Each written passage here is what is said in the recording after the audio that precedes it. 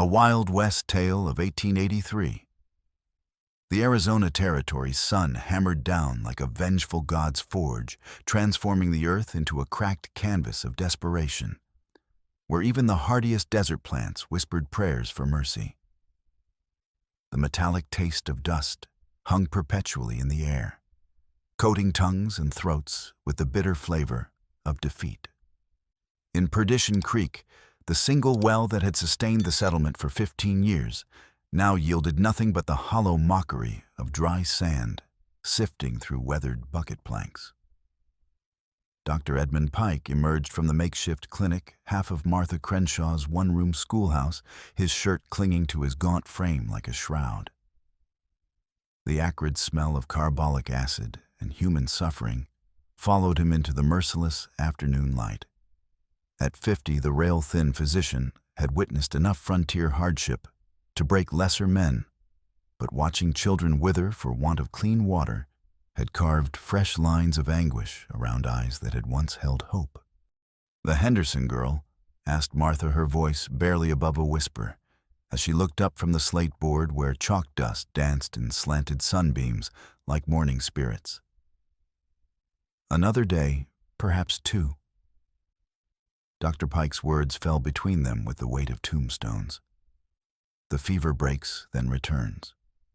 Without clean water, he left the sentence unfinished, but death's presence needed no elaboration in this sun-scorched purgatory. Through the warped window glass, they watched Rivera prepare his pack mules with the methodical precision of a man who understood that mistakes in the desert carried fatal consequences. The 40-year-old Mexican trader's weathered hands moved with practiced efficiency, but even his usual optimism had withered under the relentless assault of drought and despair. His mule's ribs showed sharp as knife edges beneath their dusty hides, living testament to the land's cruel arithmetic of survival. Mis amigos," Rivera called out, his voice hoarse from breathing dust that filled lungs like powdered bone. "I bring back what I can from Sonora, but water. Agua does not travel well in leather that splits under this devil's heat." The eastern horizon shimmered with heat mirages that transformed distant mountains into floating islands of false promise. But as evening approached, painting the sky, the color of dried blood and old copper, a different kind of mirage materialized dust clouds that resolved into hard-riding men whose presence carried the sharp metallic taste of trouble. Federal Agent William Stringer rode at the column's head with military precision that spoke of battlefields where mercy was a luxury and hesitation meant death. At 45, his pale eyes held the cold intelligence of a man who had learned to see human beings as problems to be solved rather than lives to be cherished. Behind him rode Thomas McCready, a bounty hunter whose twin colts had spoken the final word in more arguments than most men could count. Unlike many in his violent profession, McCready operated by an inflexible code forged in the furnace of frontier justice. He would hunt any man for the right price track, any fugitive across any distance. But he drew an unbreachable line at harming women and children. This distinction had kept his soul from complete corruption, though it had cost him lucrative contracts with employers whose scruples proved more flexible than his own. "Evening, citizens." Stringer announced his voice, carrying the false warmth of a rattlesnake's promise. "I represent federal interests in territorial security. We've received reports of unauthorized innovations entering this region." Mayor Craddock stepped forward on legs that trembled with more than age, his once substantial frame reduced to scarecrow proportions by weeks of rationing meals for his grandchildren. "Agent Stringer, we got no troubles here beyond what the Almighty seen fit to send with this drought. Ain't had strangers through here in weeks."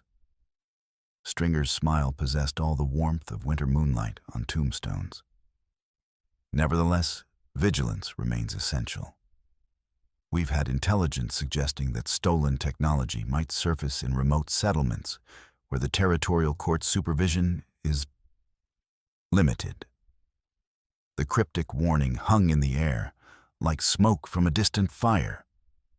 But before anyone could demand clarification, attention turned to a new sound and the rhythmic thunder of an approaching stagecoach, its iron-shod wheels grinding against stone, with the desperate persistence of survival itself.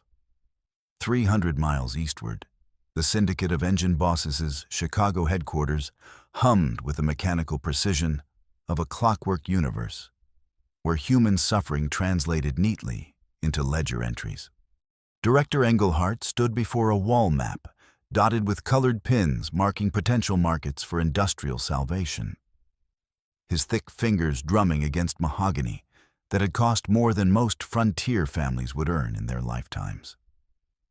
The afternoon light streaming through tall windows illuminated a photograph on his desk, a young woman with intelligent green eyes and features that suggested mixed heritage.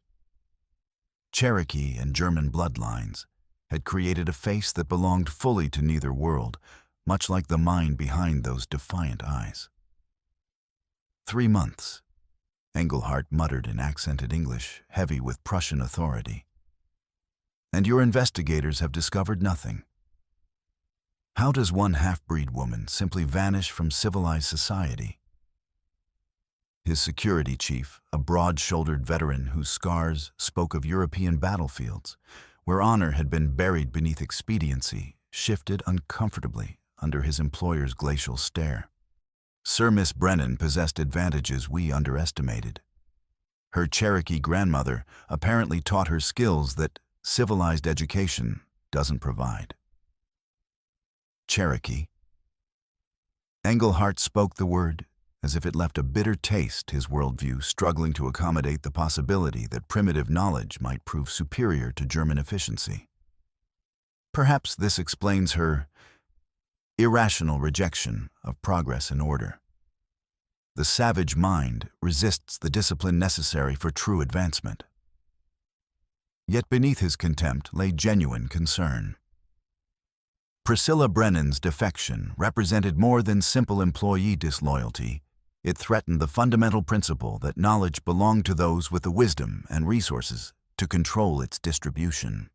If inventors could simply walk away from contractual obligations and share proprietary technology with whoever they chose, what would become of the carefully constructed hierarchy that kept innovation serving profit rather than chaos? What of our arrangement with the territorial agent? Engelhardt inquired, his attention shifting to a different class of problem entirely. Agent Stringer remains positioned in Arizona territory. His family connections ensure complete cooperation with consortium interests. The security chief's careful phrasing acknowledged delicate realities that official documents could never record. Meanwhile, the object of their search was indeed making her way westward, but by routes that avoided the comfortable predictability of railroad schedules and hotel registries. Priscilla Brennan had learned hard lessons about the reach of German gold and the price of trusting civilized institutions. The stagecoach she rode had become a mobile purgatory, where 6 desperate souls endured bone-jarring misery for the privilege of reaching destinations that might prove no better than what they'd left behind. Her fellow passengers included a patent medicine salesman whose wandering hands had earned him a sharp warning, and a carefully positioned hatpin, a circuit preacher whose sermons couldn't mask the whiskey smell that clung to his clothes, like guilt, and a nervous woman in expensive dress whose frightened glances suggested secrets that wouldn't bear examination. At 28, Priscilla possessed the rare combination of Cherokee intuition inherited from her grandmother's stories and German engineering precision learned in institutions that had grudgingly acknowledged her brilliance, while never fully accepting her presence. This merger of seemingly incompatible worldviews had made her dangerous to men who preferred their innovations controllable and their inventors grateful. Apache country ahead. The grizzled driver had warned when she'd purchased passage in Albuquerque, his weathered face showing the caution of a man who'd learned to read danger in landscape and weather. Rough territory, miss. Most of the trouble comes from white men who ought to know better, but the desert don't care about your politics when it kills you. Apache. The word carried complex resonances for someone whose Cherokee grandmother had spoken of southwestern cousins who understood truths that Eastern civilization had forgotten. Perhaps among these distant relatives, she might find acceptance that had been denied her in Chicago's rigid social hierarchy. As the stage approached Perdition Creek through landscape that seemed carved from brass and desperation, Priscilla carefully inventoried her precious cargo. The water purification device, disassembled and disguised as surveying equipment, represented years of research that had consumed her inheritance and nearly broken her spirit. More importantly, it represented hope for people dying in drought-stricken regions, while corporations debated profit margins. The machine embodied principles that bridged her dual heritage, Cherokee understanding of water's sacred nature, combined with German precision in manipulating its physical properties. Yet she wondered if this technological marriage of worldviews would prove as difficult to achieve in practice as her own cultural identity had been to navigate. End of the line. Called The Driver, as Perdition Creek's collection of weathered buildings materialized through heat shimmer like a mirage of failed ambition. Such as it is. Fair warning, water's worth more than silver here, and tempers run shorter than daylight hours. Priscilla gathered her belongings, including the carefully wrapped components that could transform the town's desperate situation, and prepared to step into an uncertain future. Behind her lay the comfort and constraint of civilized society. Ahead stretched the wild Arizona territory, where her mixed heritage might finally prove an advantage rather than a liability. But the reception committee waiting in the town square suggested that the consortium's reach extended far beyond Chicago's smokestacks and boardrooms. Agent Stringer's presence was no coincidence. Telegraphs had crossed the continent faster than any stagecoach, carrying information that transformed her flight into a trap. "Miss Brennan," Stringer called out as she descended from the coach, his voice cutting through desert silence like a blade drawn from its sheath. "Welcome to Perdition Creek. I believe we have urgent matters to discuss regarding your recent travels." 20 miles north of the dying settlement, Mahka knelt beside Apache Springs, where his grandfathers had performed water ceremonies for more generations than white men had walked this continent. The sacred pool, which should have reflected sky and clouds like a mirror of the spirit world, now showed only cracked mud and the brittle bones of fish that had trusted in permanence. At 28, he carried the weight of waterkeeper responsibilities that extended far beyond simple knowledge of wells and streams. His role demanded understanding the sacred relationship between water and life itself, reading the spiritual messages encoded in cloud formations, interpreting the dreams that revealed hidden springs, maintaining the delicate balance between physical and metaphysical worlds that kept his people alive in this harsh country. The drought challenged every teaching he'd inherited, every ceremony his grandfather had passed down, every belief about water's eternal promise to sustain life. Traditional knowledge suggested patterns and cycles, but this dry spell seemed determined to break every rule of natural behavior he'd been taught to trust. "The spirits have turned their faces from us," muttered Nalin, the grizzled warrior, whose 52 summers had witnessed countless struggles between his people and both natural forces and human enemies. His scarred hands traced ritual patterns in sand that should have been mud, following ceremonies that seemed to mock their current desperate circumstances. Mahka studied the landscape with eyes trained to read messages written in stone and sky, in the flight patterns of birds and the color changes in distant rock formations.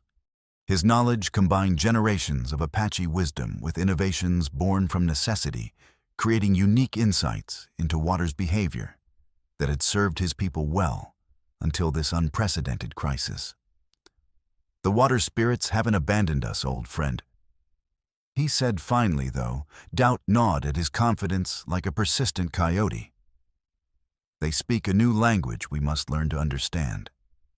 The earth changes, and we must change with it, while honoring the old ways. A scout materialized from the direction of the white settlement with news that made the waterkeeper's heart sink further into despair. Federal agents have come to Perdition Creek. The young warrior reported, his voice carrying the cautious tone reserved for discussing dangerous predators. They speak of a woman who carries water medicine, but their words taste of deception and hidden hunger. Water medicine. In Apache tradition, the phrase encompassed both practical knowledge of finding and purifying water and spiritual understanding of its sacred nature. If white people had developed such medicine, it represented either unprecedented opportunity or terrible threat, possibly, both simultaneously. Prepare horses. Maka commanded his mind, already weighing possibilities against dangers with the calculating precision that had kept his people alive through decades of warfare and broken promises. If these agents speak truth, we must learn what they know. If they speak lies. He left the sentence unfinished, but his meaning resonated clearly with men who had survived by recognizing threats before they became fatal. The ancient concept of neutral ground had no equivalent in white law, but desperation made diplomats of enemies. Halfway between Perdition Creek and the hidden canyon, where Maka's band sheltered a natural amphitheater of red sandstone, had served for generations as a meeting place, where even hereditary foes could speak without dishonor, staining their words. Dr. Pike arrived first, his medical training having taught him that healing sometimes required risks that ordinary prudence would reject. The thin physician rode with careful attention to his horse's condition, understanding that animals often provided the first warning of danger in country, where threats could materialize from empty landscape like desert spirits. Martha accompanied him, despite her students' worried protests, her teacher's instincts recognizing that education meant nothing if children died of thirst before they could learn. Rivera brought up the rear, his trader's eyes already calculating possibilities that might emerge from this unprecedented gathering of natural enemies. Dr. Pike, Maka said, as the white delegation dismounted with movements that spoke of exhaustion and desperate hope. You come to sacred ground with proper respect. This gives hope that your words will carry truth rather than the usual promises that crumble like sand castles. The physician studied the Apache waterkeeper with professional interest, noting intelligence in dark eyes that held depths most white men never bothered to recognize. Maka's presence radiated competence and authority. That had nothing to do with military ranks or political appointments. This was leadership earned through service to his people's survival. Maka, we're grateful for this opportunity, Dr. Pike replied, choosing his words with the careful precision of a man who understood that lives might depend on every syllable. Our children face the same enemy that threatens yours thirst. Perhaps together we can find solutions that neither of our peoples could discover alone. For 3 hours they talked in the shadow of canyon walls that had witnessed countless meetings between peoples whose differences seemed insurmountable until survival demanded cooperation. Maps were scratched in dust, marking every known water source within 100 miles of either settlement. Stories were exchanged, Apache legends of hidden springs that flowed even in the driest years, settler accounts of wells that had never failed, until this cursed season transformed familiar landscape into an alien wasteland. There is something else, Dr. Pike said finally, his voice dropping to convey the gravity of what he was about to reveal. A young woman arrived yesterday on the eastern stage. She claims to have invented some sort of water purification device, a machine that can transform contaminated water into something clean enough for drinking and medical use. Maka's eyes sharpened with interest that transcended mere curiosity.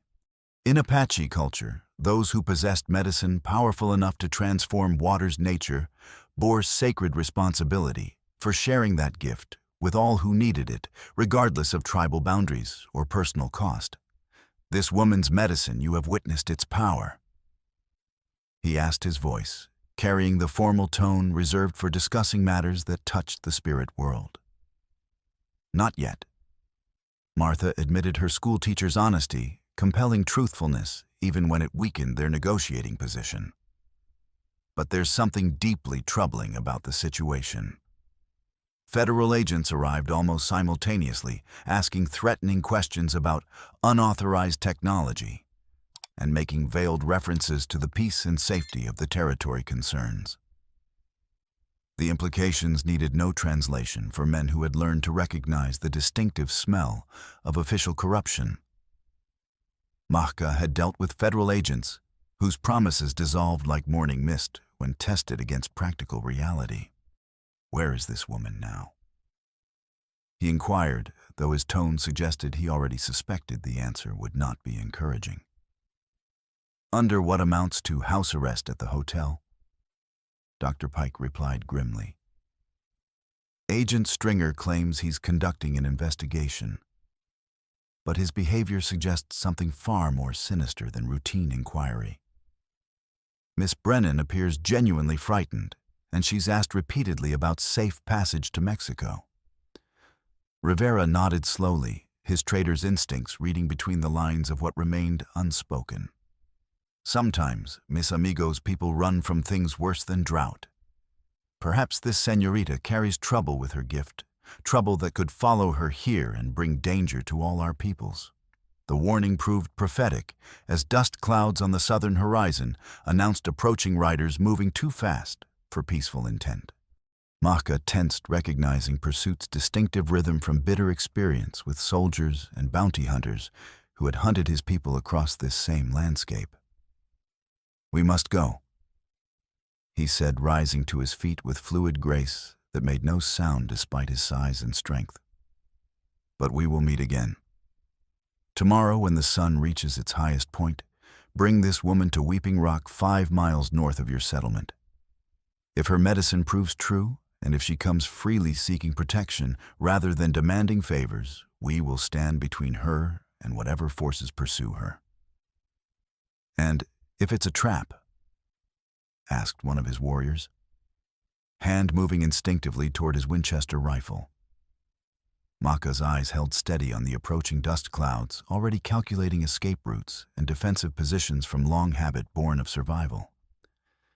Then we face whatever comes with honor intact, as we always have. But first we give hope an opportunity to prove itself worthy of the risks we take to protect it. Dawn painted Perdition Creek in shades of copper and disappointment, revealing a town that seemed to shrink beneath the desert's relentless assault. Priscilla had spent a sleepless night listening to footsteps in the hotel corridor and the murmured conversations of men who mistakenly believed walls were thicker than they actually were.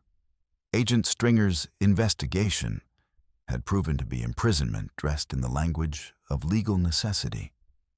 His questions revealed far too much knowledge about her work with the syndicate of engine bosses and her dramatic departure from Chicago for coincidence to explain his presence in this remote territory.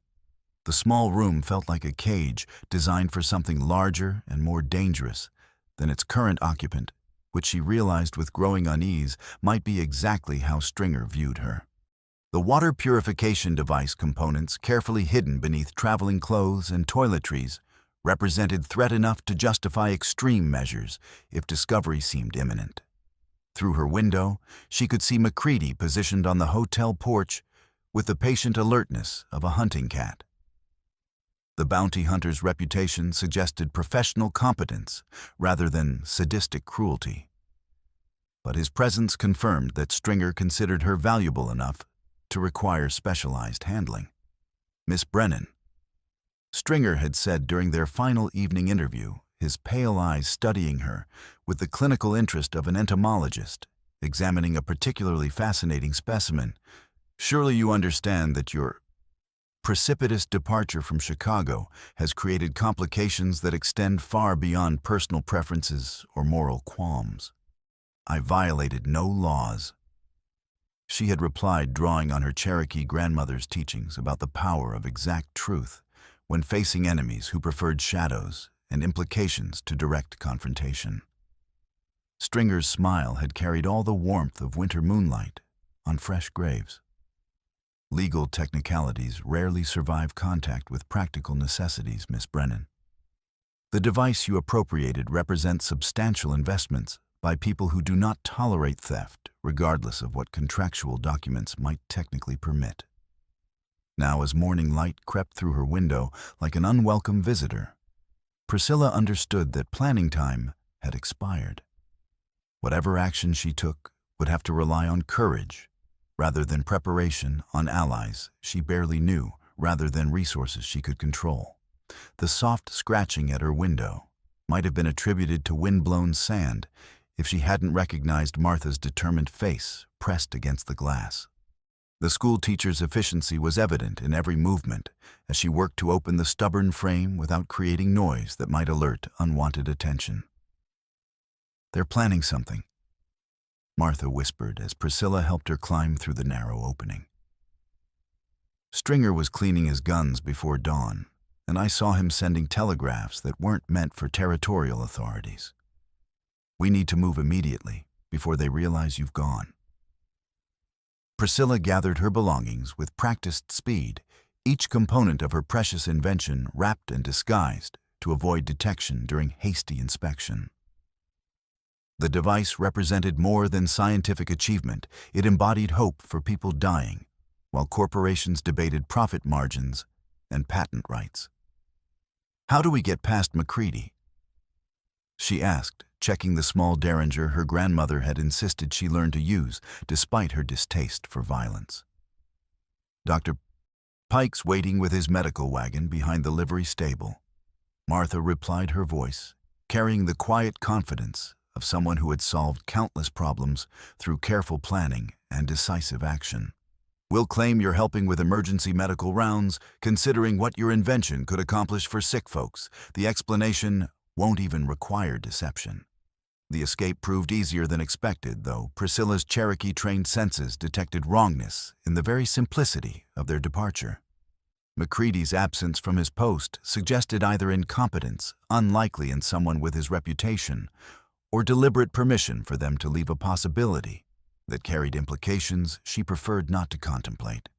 Within minutes, she found herself jolting along in Dr. Pike's wagon, heading north toward an uncertain rendezvous with people whose trustworthiness remained unproven. The landscape around them grew increasingly rugged as they traveled red rock formations rising like ancient cathedrals from earth that seemed to radiate stored heat even in the early morning hours. "Tell me about this Maka," she said as wagon wheels crunched over ground that sounded like broken pottery beneath iron-shod hooves. "What kind of man am I trusting with my life and my life's work?" Dr. Pike considered the question with the gravity it deserved, his medical training having taught him to observe character as carefully as symptoms. "I've met him only once, but there's something about him. An honesty that runs deeper than words. His people are desperate, Miss Brennan, just as ours are. Desperation can drive people to terrible choices, but it also strips away pretense and reveals character that comfortable circumstances might conceal." The landscape spoke of geological forces that dwarfed human concerns, reminding Priscilla that her problems, however urgent they seemed, represented tiny fragments in a larger pattern of struggle and survival that had continued for millennia. Her Cherokee grandmother had spoken of such places sacred ground where spirits walked close to the living world and where water held power beyond its mere chemical properties. Weeping Rock proved worthy of its name, a towering cliff face where underground springs had once wept. Mineral-stained tears down stone that remembered water even when springs had failed. The white streaks marking ancient flow patterns looked like scars left by a giant's grief, beautiful and tragic in their testament to permanence and loss. Maka waited with a dozen Apache warriors arranged in a defensive crescent that could provide protection or become a killing ground depending on how events developed. The sight of them made Priscilla's heart race with mixture of fear and strange recognition. Her grandmother's stories taking form in flesh and blood and carefully maintained weapons. "Dr. Pike," Maka said, dismounting and approaching their wagon with movements that spoke of strength held carefully in check. "You honor your word by coming here. This speaks well of your character and gives hope for honest dealing between our peoples." His attention shifted to Priscilla, and she felt herself being evaluated with intensity that seemed to look past surface appearances to something deeper and more essential. When he spoke, his voice carried formal courtesy that acknowledged her importance, while reserving judgment about her worthiness. "You are the woman who carries water medicine." "I am," she replied, climbing down from the wagon with as much dignity as circumstances permitted. "Priscilla Brennan. My grandmother was Cherokee, your people's cousins from the eastern mountains." Recognition flickered in Maka's dark eyes, though whether it represented acceptance or suspicion remained unclear. "Cherokee blood runs in your veins, but Cherokee wisdom may not live in your heart. Your grandmother, she taught you the old ways of understanding water's sacred nature." The question carried weight that went beyond casual curiosity. Priscilla sensed that her answer might determine whether these warriors became allies or obstacles to her survival. "She taught me that water connects all living things," she replied carefully, drawing on memories of childhood lessons that had seemed like pleasant stories until drought made their practical importance clear. "That those who work with water bear responsibility for all life it touches. But she also taught me that knowledge without application is useless, and that good intentions without effective action accomplish nothing." Nalin, who had been studying her with the suspicious attention of a man who had seen too many broken promises, suddenly spoke from his position near the horses. "Show us this water medicine you carry. Words are wind in the desert. Let us see truth with our own eyes and judge its value with our own experience." The challenge was fair, even necessary, but it required revealing the device that represented her life's work to people whose reaction she couldn't predict. Priscilla carefully unwrapped her invention, assembling it on a flat rock, while Apache warriors watched with attention that could mean the difference between acceptance and rejection. In the harsh desert sunlight, copper tubing gleamed like jewelry crafted by spirits who understood both beauty and function. The precisely machined components spoke of skills that seemed almost magical to people accustomed to simpler tools, yet the device's fundamental purpose, transforming bad water into good, aligned perfectly with Apache understanding of water's sacred nature. "It requires contaminated water to demonstrate its power," she explained, checking each connection and filter chamber with practiced efficiency born of months spent perfecting the design. "The fouler the source, the more dramatic the transformation will appear."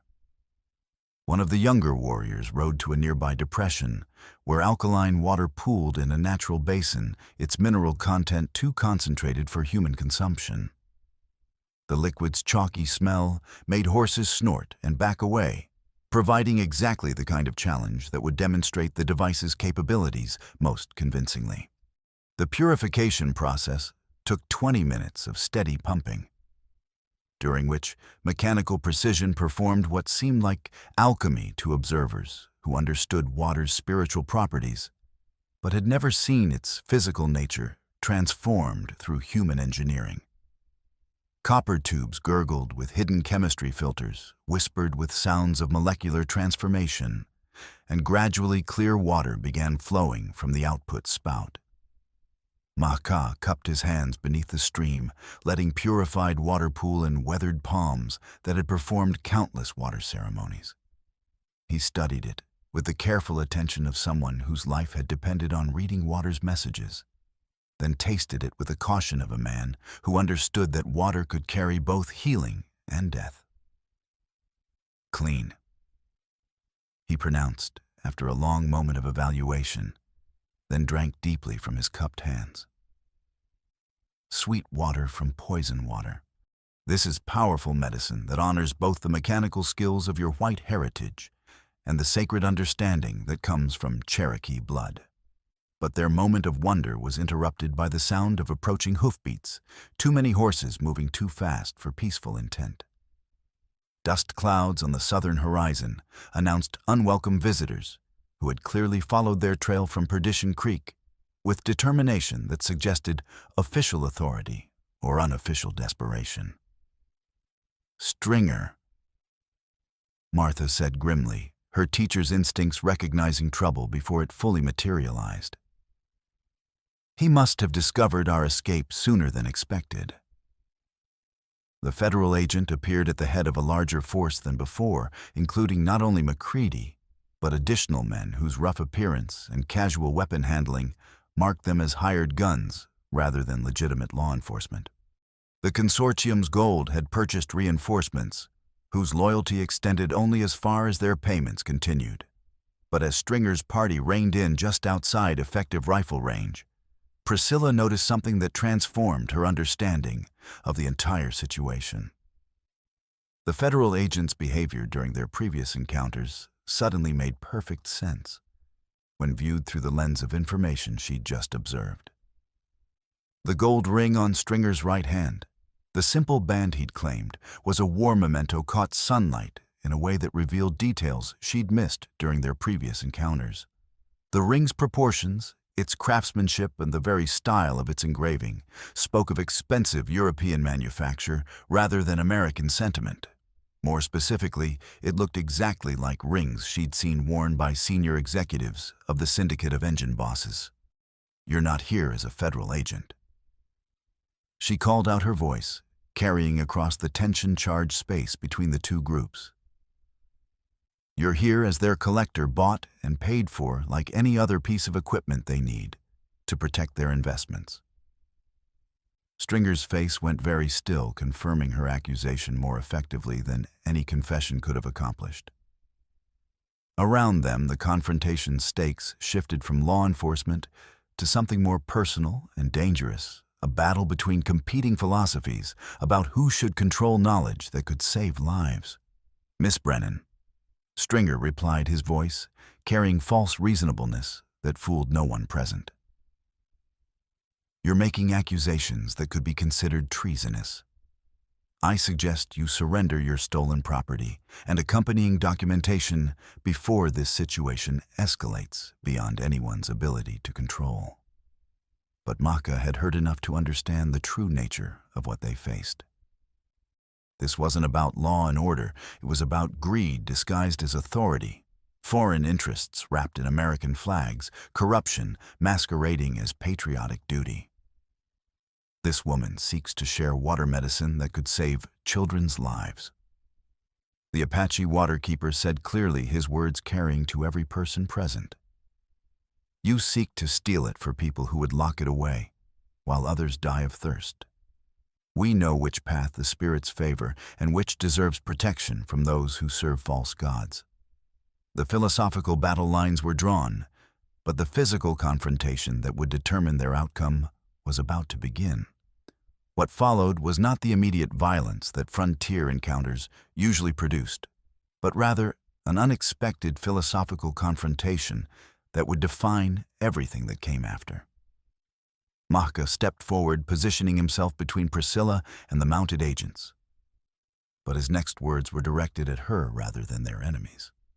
"Your machine transforms poison water into clean water," he said, his voice carrying the formal tone reserved for sacred discussions. "But tell me, woman of two bloods, does your mechanical medicine honor the spirit that lives within water itself? Or does it simply force compliance through superior power?" The question struck Priscilla like lightning, revealing a fundamental conflict she hadn't previously recognized. Her engineering training had taught her to view water as H2O, a chemical compound that could be manipulated through physical processes to achieve desired results. But her Cherokee grandmother's teachings had insisted that water possessed spiritual essence that demanded respect rather than domination. She began, then stopped, realizing that her answer might determine whether these Apache warriors became allies or obstacles. Around them, federal agents and hired guns waited with weapons ready. But the real battle was being fought between different ways of understanding the relationship between knowledge and wisdom. Stringer, recognizing an opportunity to exploit apparent division among his opponents, urged his horse closer. "You see," he called out, "even her own allies question whether this stolen technology should be trusted to primitive superstitions rather than civilized oversight." But his words only crystallized Priscilla's understanding of what she was really facing. The consortium's approach to her invention reflected the same arrogance that had driven her from Chicago, the assumption that knowledge belonged to those with power to control it, rather than those with wisdom to use it properly. "My machine doesn't force water to obey," she said, her voice growing stronger as understanding clarified her thoughts. "It removes obstacles that prevent water from achieving its natural purpose, sustaining life. The mechanical processes simply reveal the purity that already exists within water's spiritual essence." Maka's expression showed surprise at her answer, followed by something that might have been approval. "You speak of working with water's nature rather than against it. This shows understanding that goes deeper than mere technical knowledge. The spirits that guide water's behavior follow laws that white science calls chemistry and physics." Priscilla continued her confidence building as she recognized the bridge between her two heritages. "My grandmother's wisdom taught me to respect those spirits. My engineering training taught me to cooperate with the laws they follow. The machine doesn't violate water's sacred nature. It honors it by removing human contamination that prevents water from fulfilling its divine purpose." The philosophical breakthrough transformed the confrontation's entire dynamic. What had seemed like irreconcilable differences between scientific and spiritual worldviews suddenly revealed themselves as complementary approaches to the same fundamental truth that water deserved reverence rather than exploitation, cooperation rather than domination. "Now I understand why the water spirits guided your steps to our territory," Nolan said, his gruff voice carrying wonder at the recognition. "You carry medicine that serves water's sacred purpose rather than human greed. This is wisdom that transcends the boundaries between peoples." But Stringer had no patience for philosophical discussions when practical matters demanded immediate attention.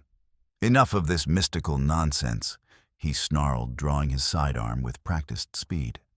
"Miss Brennan, you will surrender your device and all related documentation immediately, or face the consequences of continued resistance to federal authority, backed by legitimate business interests." The threat finally forced the confrontation into physical terms that everyone present understood.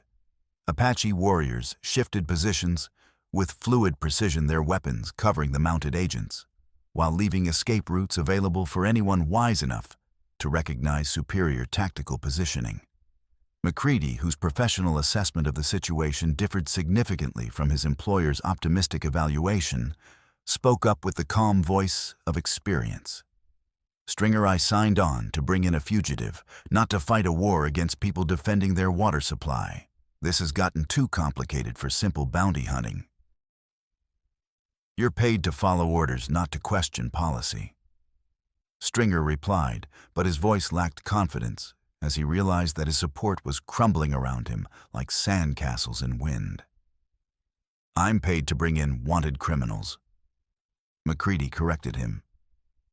"This woman hasn't been charged with any crime I can identify, and those Apache warriors have every right to protect someone who's trying to help their people survive. That's not the kind of fight my reputation can afford to lose." The bounty hunter's withdrawal of support left Stringer with only his purchased hired guns, whose loyalty extended exactly as far as their payments and no further. Faced with Apache warriors who knew every inch of the surrounding terrain and were fighting for their people's survival, the hired guns began reconsidering the wisdom of their employment.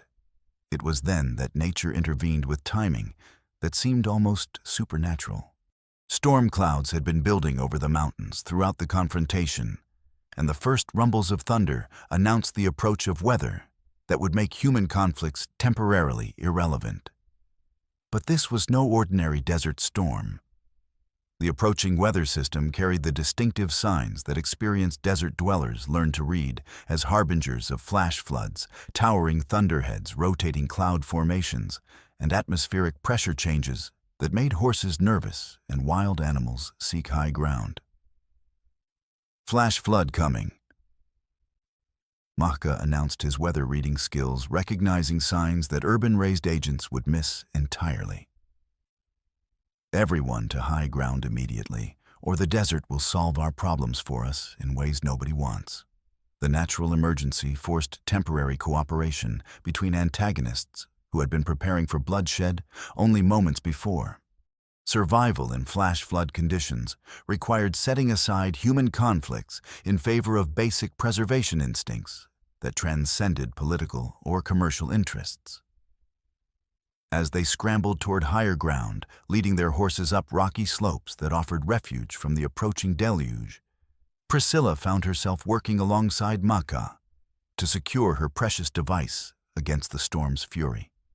Their hands touched repeatedly as they maneuvered the delicate equipment, and she began to understand that their philosophical connection was growing into something deeper and more personal. "Your machine," he said, as they wrapped the purification device in canvas and rope. "It could do more than just clean drinking water. If we could build larger versions, we might create permanent water sources that would survive future droughts. The principles are scalable." She agreed, her engineer's mind already racing through possibilities she'd never previously considered. With proper materials and willing hands, we could transform this entire region's relationship with water scarcity. But their planning was interrupted by a shout from one of the Apache lookouts. The storm was moving faster than expected, and the natural basin where they'd gathered was already beginning to fill with rushing water from surrounding hills and canyons. The next few hours would test everything they'd learned about cooperation under pressure, while demonstrating whether their philosophical understanding could survive contact with the harsh realities of desert survival. The storm struck with fury that seemed to channel the desert's accumulated rage at months of drought and deprivation. Rain fell in sheets that transformed dry washes into torrents within minutes, while lightning split the sky with explosions that made conversation impossible and turned the landscape into a terrifying display of elemental power. But the deluge also brought an unexpected gift-forced proximity that broke down barriers between former enemies and created opportunities for understanding that might never have emerged under normal circumstances. Huddled together in rocky shelters while water roared past their temporary refuge, Apache warriors and federal agents discovered their common humanity in the face of natural forces that recognized no political boundaries. Priscilla found herself wedged between Maka and Martha in a narrow cave that offered protection from both rain and lightning. The enforced intimacy made conversation inevitable, and she discovered that sharing stories helped calm nerves stretched taut by the storm's violence. "My grandmother used to say that floods were the Earth's way of redistributing resources," she said, raising her voice to be heard over thunder that seemed to shake the very stones around them. "Drought hoards water in some places, while others go without. Floods restore balance by carrying water where it's needed most." Maka nodded thoughtfully, his dark eyes reflecting lightning flashes, like mirrors of storm wisdom. Apache teaching says something similar. The water spirits sometimes must destroy to create, must wash away what is corrupt to make room for what is pure. Their conversation was overheard by others, sharing the shelter including Stringer and several of his remaining hired guns. The federal agent's face showed contempt for what he clearly considered primitive superstition, but his hired guns listened with the attention of men who had learned to respect any knowledge that might aid survival in dangerous country. "Miss Brennan," Stringer said during a brief lull in the thunder, "surely your scientific training has taught you to reject such mystical interpretations of natural phenomena. Water follows physical laws, not spiritual guidance." The challenge forced her to articulate beliefs she hadn't fully recognized until forced to defend them. Agent Stringer's science and spirituality aren't opposites. They're different languages for describing the same fundamental truths. My grandmother's wisdom taught me to see patterns that pure logic might miss, while my engineering training gave me tools to work with those patterns effectively. Superstition disguised as philosophy. Stringer muttered, but his voice lacked conviction. The storm's power was demonstrating forces that government authority and corporate wealth could neither control nor predict, making respect for natural wisdom seem less primitive than prudent. As hours passed and the storm continued its assault on the landscape, relationships within their shared refuge began to evolve in unexpected directions. Martha discovered that Apache knowledge of plant medicines could supplement her limited medical training, while Dr. Pike found that traditional healing practices addressed aspects of health that formal medical education had never considered. Even more significantly, Priscilla and Maka found their philosophical connection deepening into personal attraction that transcended cultural boundaries. Their shared understanding of water's dual nature, both spiritual essence and physical reality, created intimacy that went beyond mere intellectual agreement. "When this storm ends," Maka said quietly during a moment when thunder had moved far enough away to permit normal conversation, "your people and mine must decide whether to continue fighting each other or to work together for survival. What do you think such cooperation might accomplish?" Priscilla considered the question while watching rain cascade past their cave entrance like a liquid curtain separating their shelter from the outside world. "I think we might discover that our differences make us stronger rather than weaker," she replied. Apache knowledge of desert survival combined with modern engineering techniques could create solutions that neither approach could achieve alone. "And personally," he asked, his voice carrying undertones that made her heart race despite their dangerous circumstances, "when the political questions are resolved and the practical problems are solved, what then for the Cherokee German woman and the Apache waterkeeper?" The question hung between them like lightning waiting to strike, charged with possibilities that neither dared fully acknowledge, while their survival remained uncertain. But the connection between them was growing stronger with each shared glance, each accidental touch, each moment of understanding that bridged the cultural gaps between their different worlds. Their conversation was interrupted by shouts from outside their shelter. The storm was beginning to move eastward, but it had left behind a landscape transformed beyond recognition. Where dry creek beds had existed that morning, rushing rivers now carried debris from distant mountains toward valleys that hadn't seen such water in decades. "By thunder," breathed Dr. Pike as they emerged to assess the situation. "Look at all that water. If we could capture and store even a fraction of what's flowing past." "We can," Priscilla said, her engineer's mind already calculating possibilities that made her pulse quicken with excitement. "My purification device could process flood runoff into clean drinking water, while Apache knowledge of natural catchment systems could help us store it for future use." But their planning was interrupted by a discovery that changed everything about their situation. Agent Stringer's horse had returned without its rider, carrying signs of struggle that suggested the federal agent had encountered difficulties during the storm that went beyond mere weather-related complications. Thomas McCready, whose tracking skills exceeded even Apache standards in some areas, studied the evidence with professional attention that revealed disturbing possibilities. "Horse threw him probably when lightning spooked the animal," he announced grimly. But these marks, someone else was involved. Looks like whoever took him was riding shod horses, not Indian ponies. The implications were staggering. If Stringer had been captured by other federal agents or consortium-hired guns, it suggested that the political situation was far more complex than any of them had realized. More ominously, it meant that their temporary truce might be about to end in ways that none of them could predict or control. "We need to find him," Martha said, her teacher's instincts refusing to abandon anyone in distress, regardless of their previous actions. "Whatever his faults, no one deserves to be left at the mercy of people whose intentions we can't determine." Maka studied the tracks with expertise that came from generations of Apache survival skills, his expression growing increasingly grim as he read messages written in disturbed earth and broken vegetation. "Trail leads south toward the Mexican border," he announced finally. "Whoever took him is heading for territory where federal authority becomes negotiable.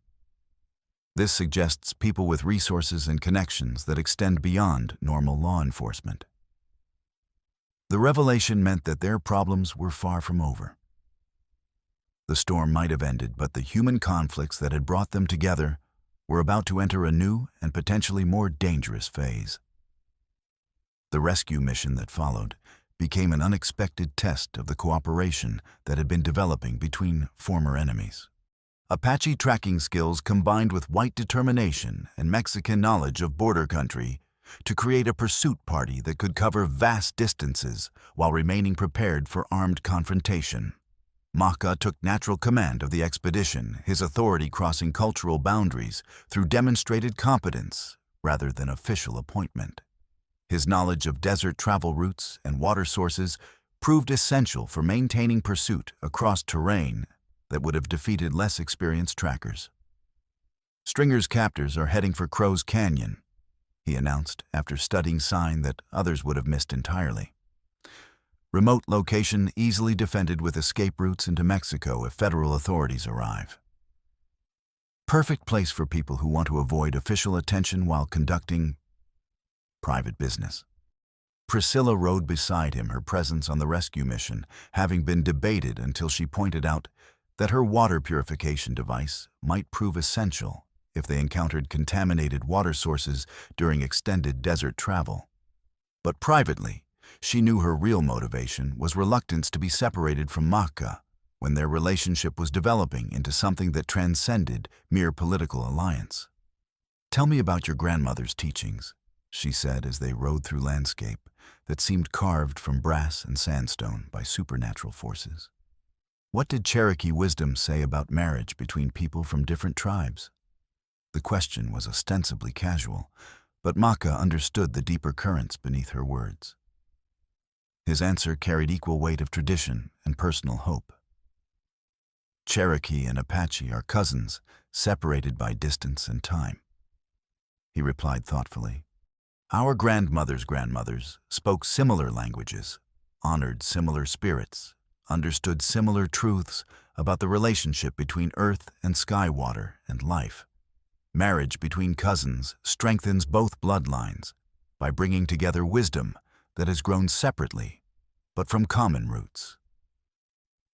And practically, she pressed, aware that their conversation was being overheard by other members of the rescue party who might have opinions about relationships that crossed racial boundaries. Practically, survival in harsh country requires every advantage that can be obtained, Maka replied. "Two people who understand different approaches to the same problems can accomplish what neither could achieve alone. Your mechanical knowledge and my spiritual wisdom, your German precision and my Apache flexibility together, we might create something entirely new." Their discussion was interrupted by signals from the advance scouts, indicating that they had located the canyon where Stringer's captors had established their temporary stronghold. What they discovered there revealed the true scope of the conspiracy that had been operating against Priscilla and everything she represented. Director Engelhart himself had come from Chicago, accompanied by a small army of hired guns and additional federal agents, whose loyalty had been purchased rather than earned. The German industrialist's personal presence revealed how seriously the consortium took the threat represented by free distribution of life-saving technology. "The corruption runs deeper than any of us suspected," Martha whispered as they observed the enemy camp from concealed positions among the canyon's rim rocks. "If Engelhart can purchase federal agents and bring private armies into American territory, what other government officials might be compromised? Dr. Pike's medical training had taught him to recognize symptoms of systemic disease, and what he saw in the canyon below suggested infection that had spread throughout the territorial administration. This isn't just about water purification technology, he realized. It's about establishing precedent for foreign business interests to control American innovation through purchased government authority. The implications were staggering, but immediate tactical concerns demanded attention before larger political questions could be addressed. Engelhart's hired guns had positioned themselves with professional competence, creating a defensive arrangement that would be difficult to assault without superior numbers or overwhelming tactical advantages. 20 men. McCready assessed grimly his bounty hunter's experience applicable to military as well as law enforcement situations. Well-armed, disciplined, familiar with each other's capabilities.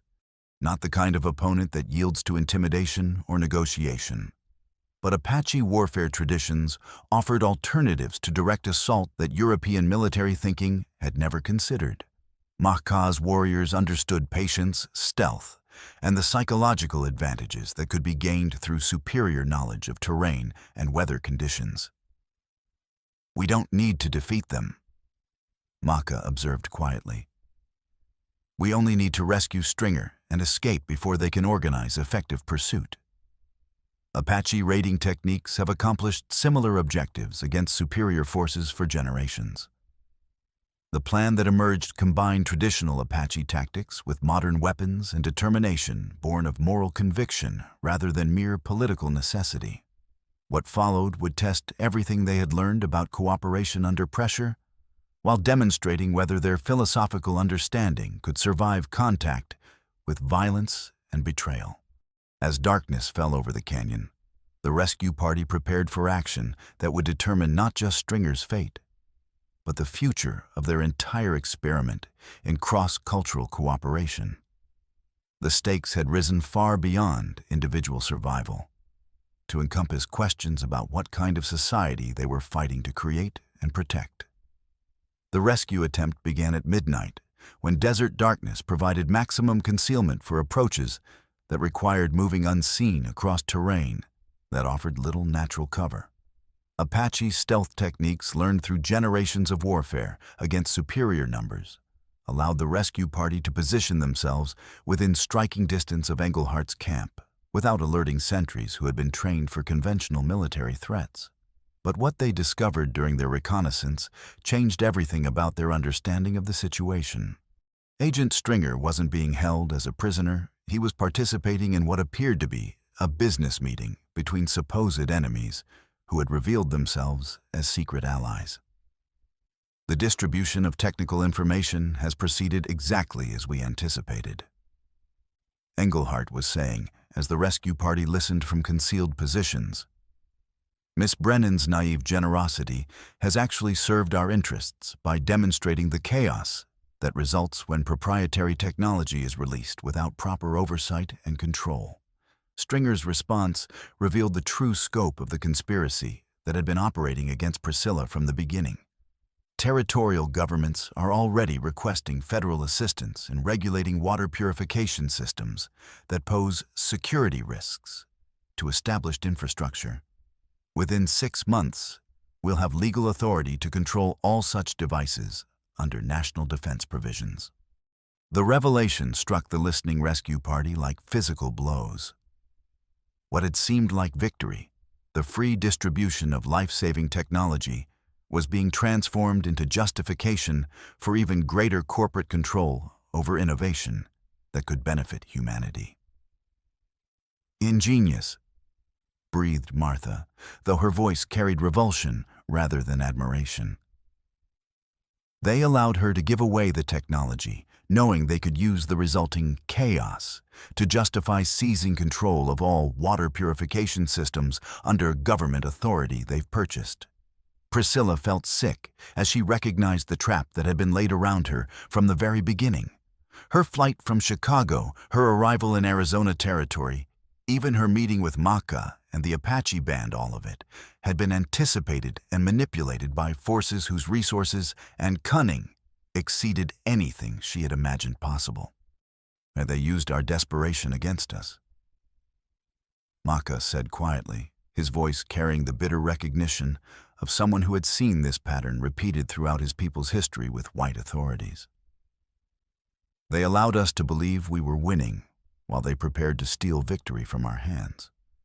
But even as despair threatened to overwhelm them, then the situation offered unexpected opportunities for those clever enough to recognize and exploit them.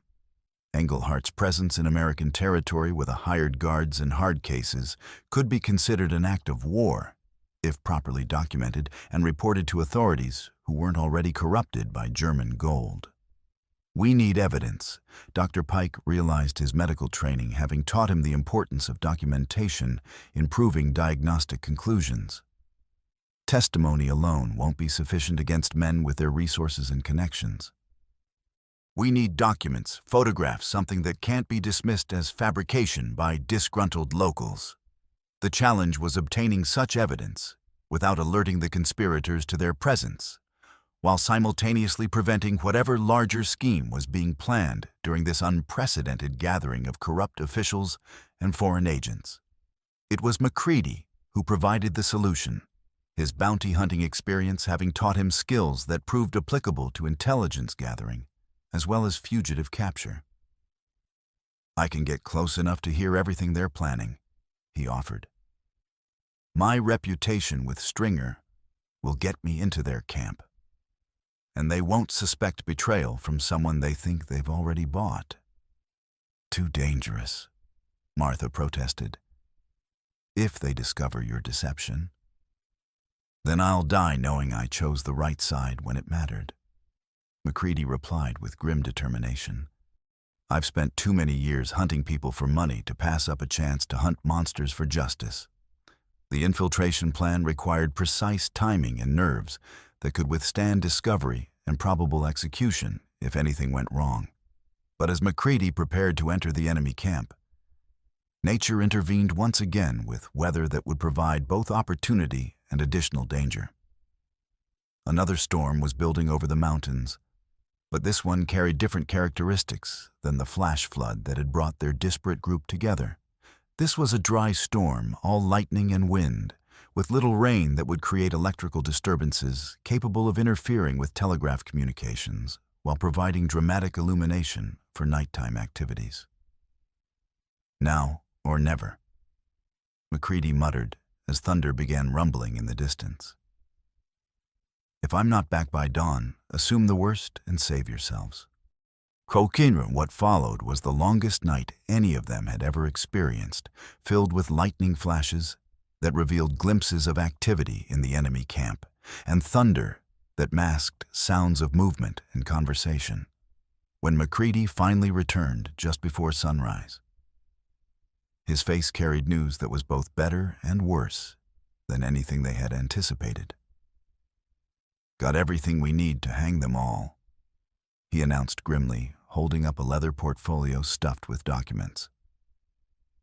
Contracts, correspondence, financial records, enough evidence to expose the entire conspiracy from Chicago to Washington. But there's more. They're planning to stage an Apache attack on Perdition Creek tomorrow night, using their hired guns dressed as Indians to justify federal intervention that will allow them to seize control of all water resources in the territory. The revelation meant that their personal struggles had become part of a much larger battle for the soul of American democracy itself. Foreign business interests weren't just trying to control individual inventions, they were attempting to corrupt the entire structure of territorial government for their own profit and power. "We have to warn the town," Martha said immediately. Whatever our other problems, we can't let innocent people die in a false flag operation designed to justify corporate tyranny. But preventing the attack would require resources and coordination that their small group couldn't provide alone.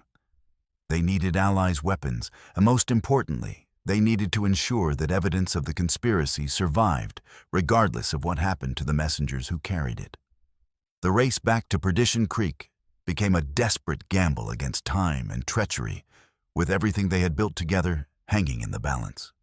As they rode through landscape painted gold and crimson by the rising sun, each member of the group understood that the next 24 hours would determine not just their personal fates, but the future of democracy and justice in the American frontier.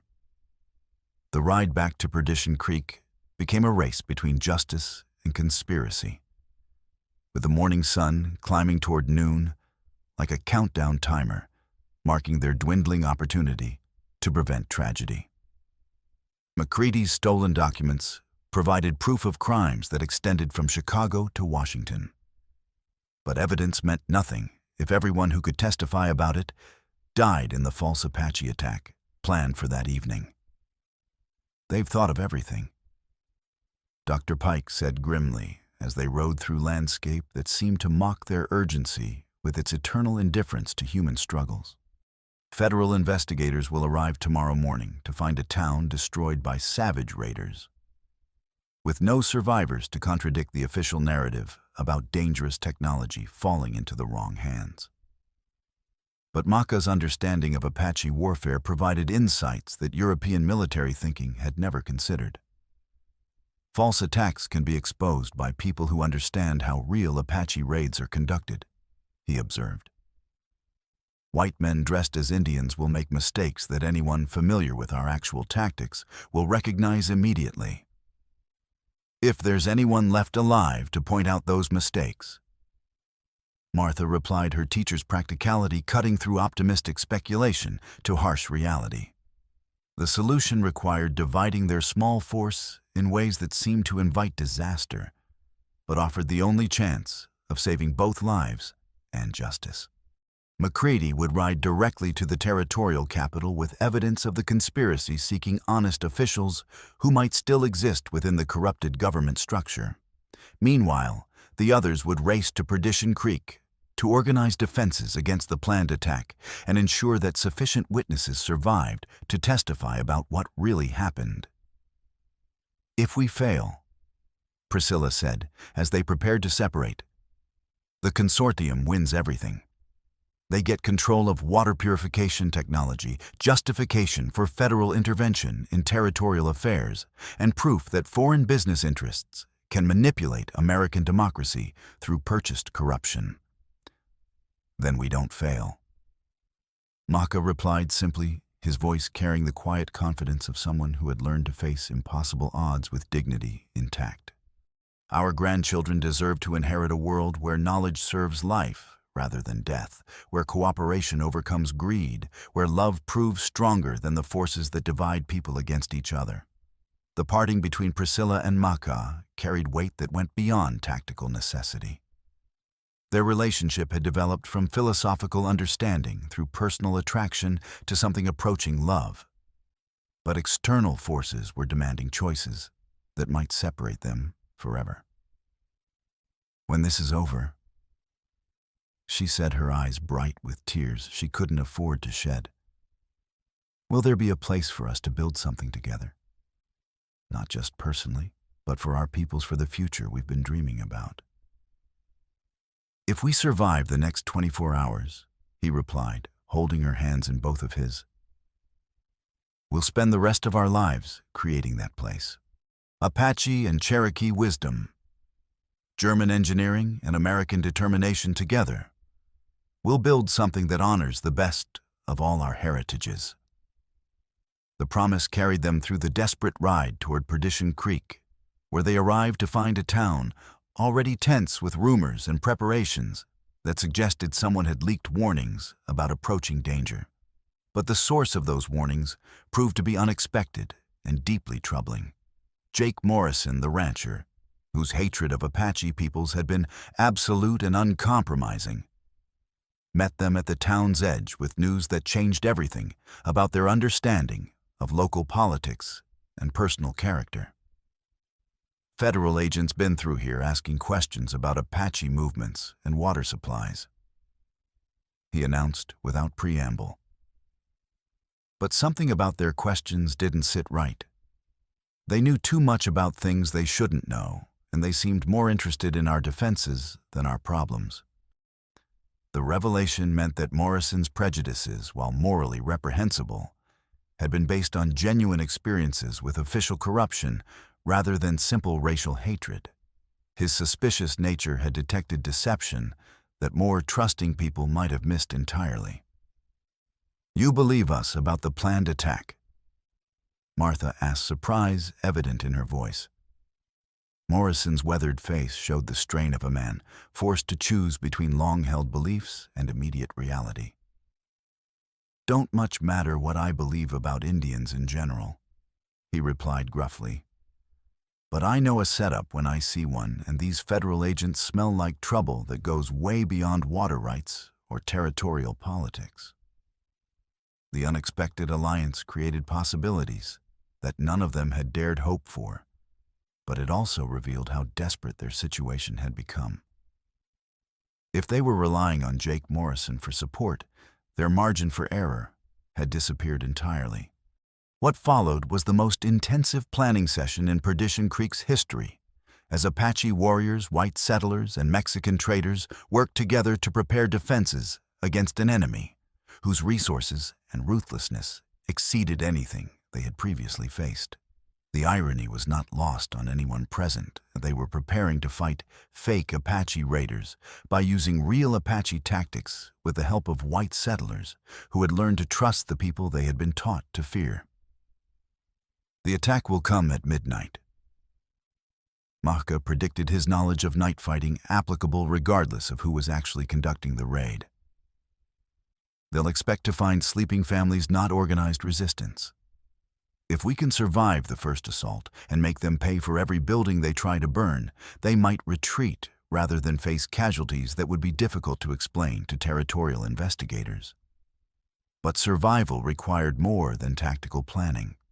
It demanded the kind of cooperation that could only emerge from shared commitment to principles that transcended individual interests or cultural boundaries. As evening approached and storm clouds gathered once again over the mountains, the people of Perdition Creek prepared to defend not just their homes and families, but the entire ideal of democratic cooperation that their community had come to represent.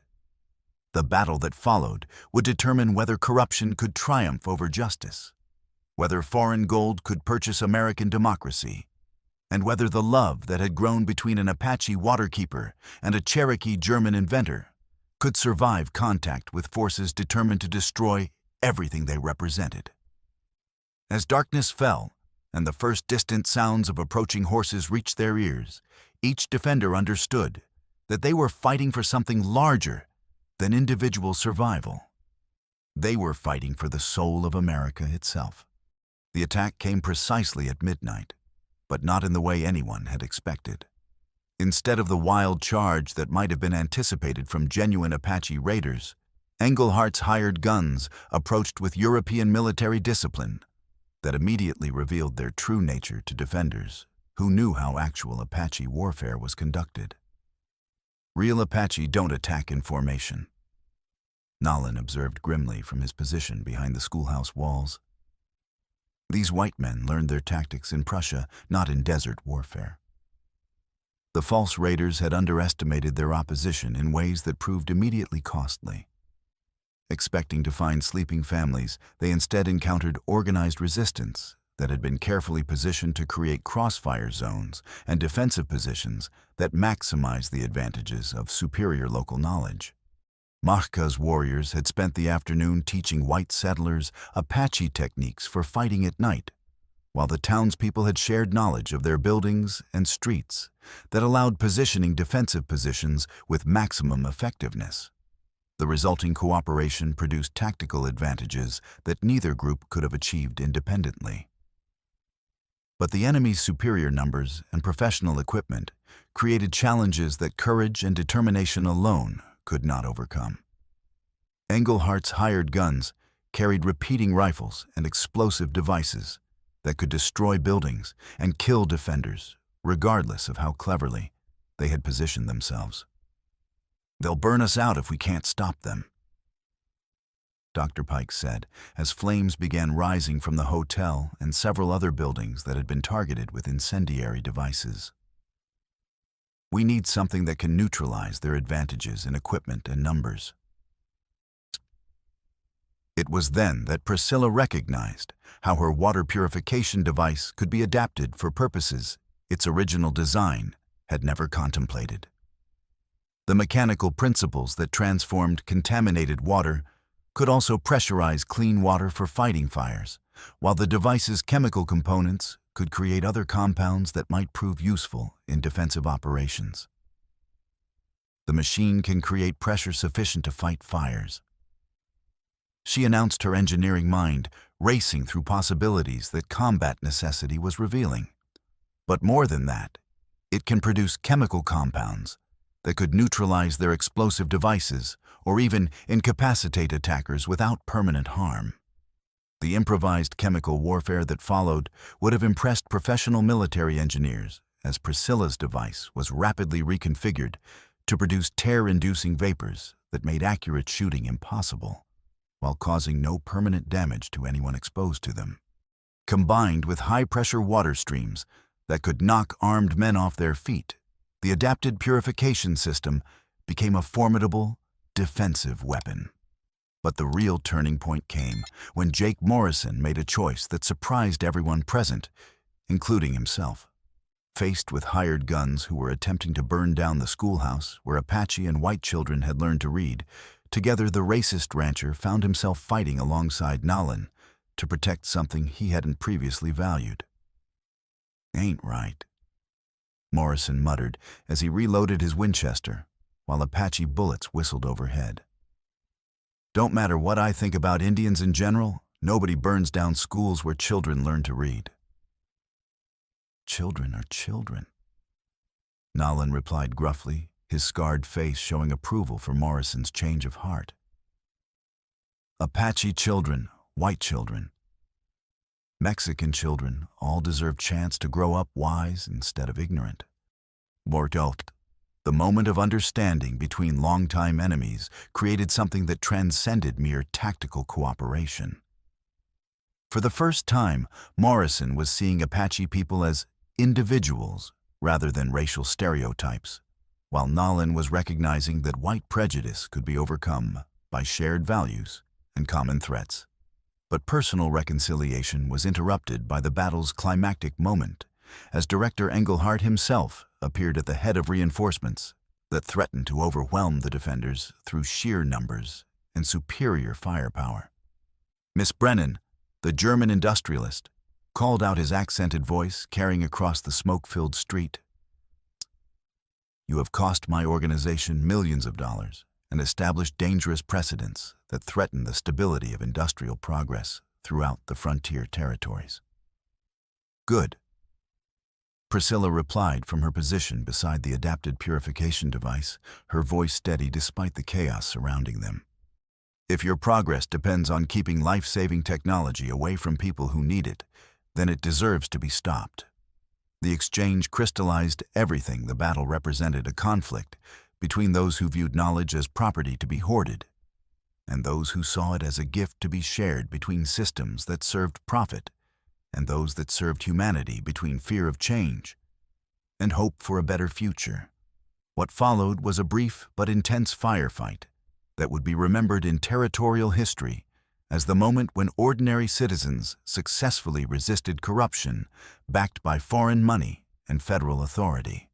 The defenders' combination of Apache tactics, modern weapons, and improvised chemical warfare proved decisive against professional soldiers who had expected to face sleeping families rather than organized resistance. When dawn broke over Perdition Creek, revealing the smoking remains of buildings that had been destroyed, but defenders who had survived the larger implications of their victory became clear. They had not merely defeated a military attack.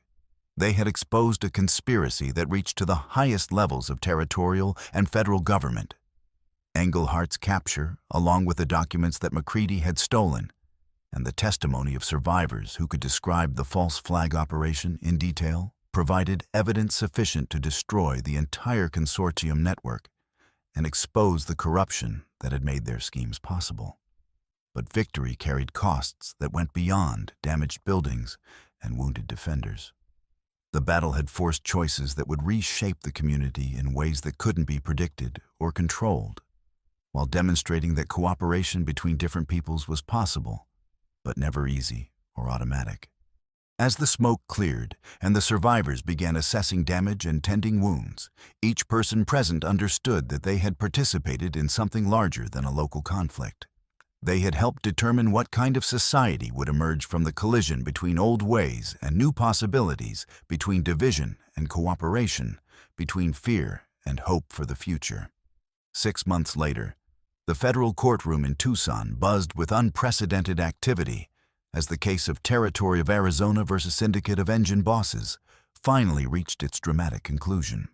Judge Harrison Blackwood, a stern man whose reputation for absolute integrity had survived decades of frontier justice, presided over proceedings that would establish crucial precedents for foreign business operations in American territories.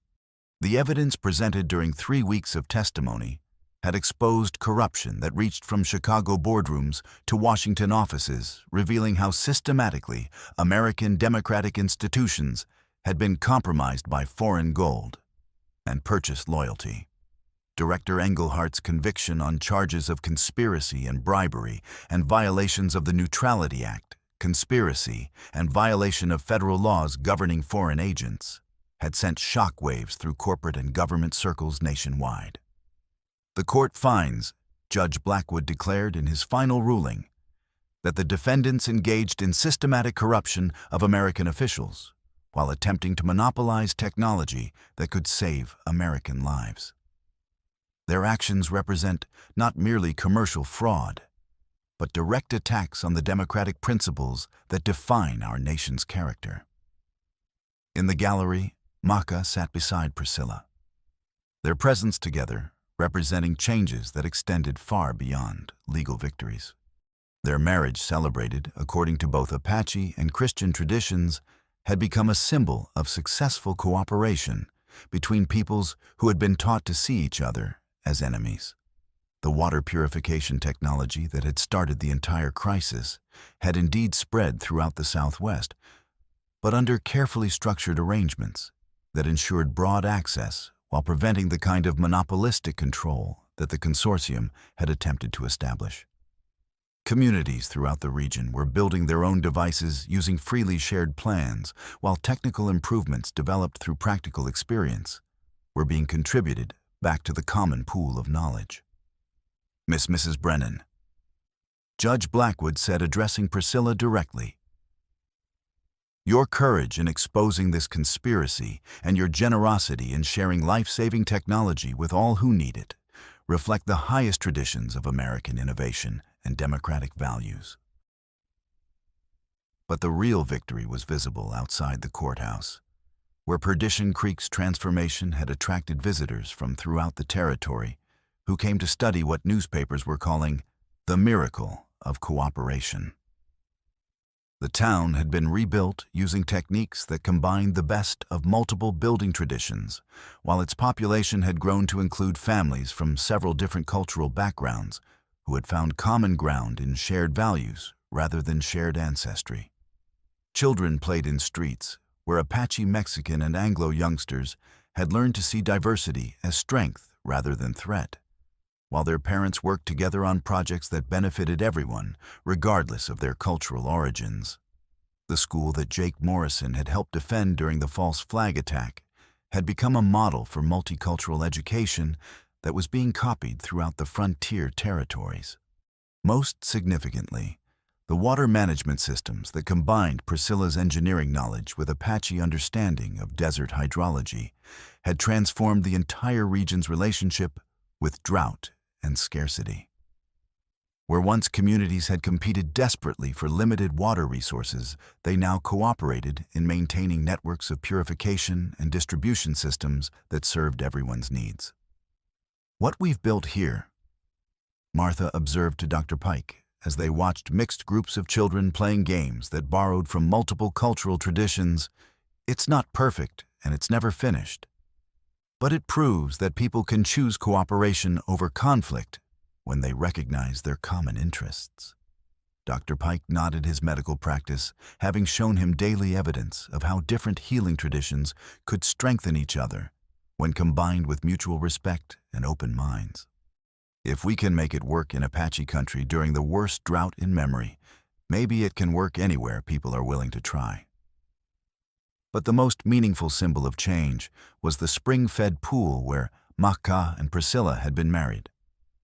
Now surrounded by gardens that flourished under irrigation systems that honored both scientific principles and spiritual traditions. The site had become a gathering place where people from different backgrounds came to celebrate marriages, births, seasonal ceremonies, and other events that marked life's important transitions. As evening fell over the transformed community, Mahka and Priscilla stood together beside the spring where their partnership had begun, watching their infant son play at the water's edge under the protective eyes of grandparents from 3 different cultural traditions. "What do you see when you look toward the future?" Priscilla asked her question, echoing conversations they'd had during their courtship, but now carrying the weight of shared experience and proven love. Mahka considered the question while observing the peaceful community spread out below them, children playing together without regard for ancestral differences, families gathering around cooking fires that served meals combining culinary traditions from multiple continents. "I see water flowing clean and strong," he said finally, his voice carrying quiet satisfaction with what they had accomplished together. "I see people growing in wisdom rather than shrinking in fear.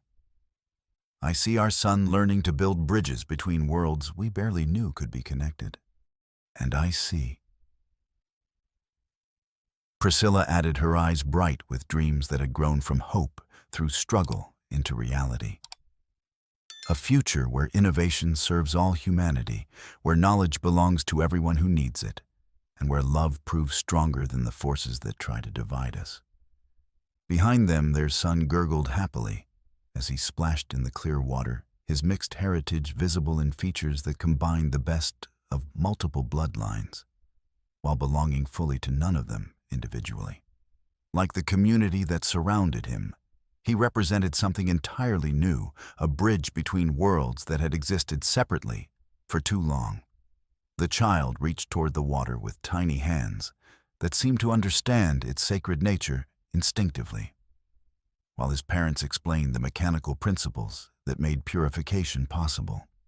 He would grow up understanding both the spiritual essence of water and the scientific laws that governed its behavior, learning that wisdom and knowledge were partners rather than competitors in the great work of sustaining life. As stars emerged in their full desert glory, the people of Perdition Creek prepared for tomorrow with hope rather than fear, knowing they had created something precious and enduring. In a territory known for conflict and division, they had proven that a different kind of future was possible, one built on mutual respect, shared knowledge, and the understanding that water, like love, grew stronger when shared freely with all who needed it.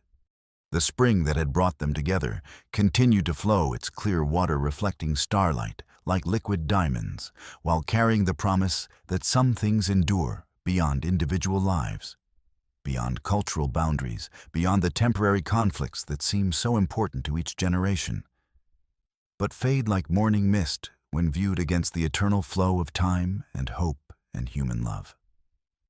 The drought had ended, but the community it created would flourish for generations to come, watered by springs of justice and love that would never run dry. 5 years later, the morning sun painted the Arizona landscape in shades of gold and promise as Mahka and Priscilla walked hand in hand toward the spring that had become the heart of their transformed community. Their son, now old enough to walk steadily on desert ground, ran ahead with the confident joy of a child who had never known a world where cooperation was unusual, or love was limited by the color of skin or the accent of speech. "Listen," Maka said softly, kneeling beside the boy, as water whispered its eternal secrets through stone and sand. "Do you hear what the water spirits are saying?" The child tilted his head with the serious concentration of someone learning to read messages written in languages older than human words. His features, blending Cherokee, Apache, and German heritage into something entirely new, reflected the morning light like a living promise of possibilities yet to be born. "They're singing," the boy announced, with the matter-of-fact certainty that children bring to descriptions of magic that adults have learned to doubt. "Happy songs about bringing life to the desert." Priscilla smiled as she checked the water purification device that still hummed quietly nearby, now one of dozens throughout the region, that transformed the most polluted sources into crystal-clear streams of hope. But her attention remained focused on her son, who was learning to bridge worlds that previous generations had thought permanently separated. "The water sings because it flows freely." She explained her engineer's precision, combining with maternal tenderness to create lessons that honored both scientific truth and spiritual wisdom. "When we share what we have, water, knowledge, love, it multiplies instead of diminishing. That's the greatest law of physics and the most important teaching of every wise tradition." The child nodded solemnly, then returned to his investigation of tadpoles and water bugs that had appeared in the spring as life responded to the gift of clean flowing water. His acceptance of both mechanical explanations and spiritual interpretations reflected the world they had created, a place where different kinds of wisdom strengthened each other rather than competing for dominance. "He will grow up taking miracles for granted," Maka observed with quiet satisfaction. Apache children learning alongside white children, Mexican families sharing meals with German immigrants, former enemies working together to build something none of them could have created alone. To him, this will seem normal. Maybe that's the greatest gift we can give him. Priscilla replied, watching their son carefully examine a dragonfly that had landed on his small hand. "A world where cooperation is so natural that he'll find conflict strange rather than inevitable, where diversity is so normal that prejudice will seem like an ancient superstition he reads about in history books."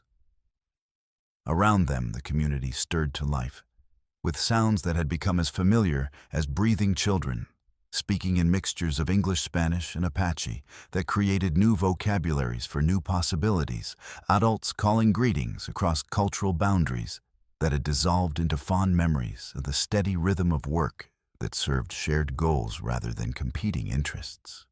The spring continued its eternal song, carrying water that had fallen as rain on distant mountains, traveled through underground channels carved by geological time, and emerged here to sustain life in forms that its creators had never imagined. Like the love that had brought together an Apache waterkeeper and a Cherokee German inventor, it flowed from sources deeper than human understanding toward destinations that could only be reached through faith in forces larger than individual ambition or fear. Their son looked up from his aquatic investigations with eyes that held all the curiosity and hope that had driven his parents across continents and through dangers to find each other in this unlikely place. His future stretched ahead like the vast Arizona sky, unlimited in possibility, bright with promise connected to past wisdom, but not constrained by historical limitations. "What will you teach him about water?" Priscilla asked as they prepared to return to the community where their work would continue, the ancient task of turning hope into reality. Dream into daily life, love into the foundation for everything worth building. Maka smiled as he lifted their son to his shoulders, the boys' laughter echoing off canyon walls that had witnessed countless generations of human struggle and triumph, separation and reconciliation, despair and renewed hope. I will teach him that water remembers everything. Every blessing it has carried, every life it has sustained, every prayer spoken over its flowing surface. He said, his voice carrying the certainty of someone who had learned to read truth in the marriage of scientific law and spiritual mystery. And that people who work with water carry responsibility for all life. It touches now and forever. As they walked back toward their community, leaving the spring to continue its patient work of sustaining life and hope. Their footsteps joined the larger rhythm of human progress, slow sometimes interrupted by setbacks and struggles, but ultimately flowing like water toward justice and love, and the kind of future that becomes possible when people choose cooperation over conflict, sharing over hoarding, understanding over fear. Behind them, the eternal spring sang its ancient song to desert silence and morning sky, carrying forward the promise that some things endure beyond individual lives, beyond cultural boundaries, beyond the temporary storms that seem so important to each generation, but pass like weather across the permanent landscape of human possibility and divine love. The water flowed on as it always had and always would, patient as geological time, persistent as hope, pure as the dreams that drive ordinary people to accomplish extraordinary things when they dare to believe that tomorrow can be better than yesterday. And that love, like water, grows stronger when shared freely with all who thirst for something better than what they have known before.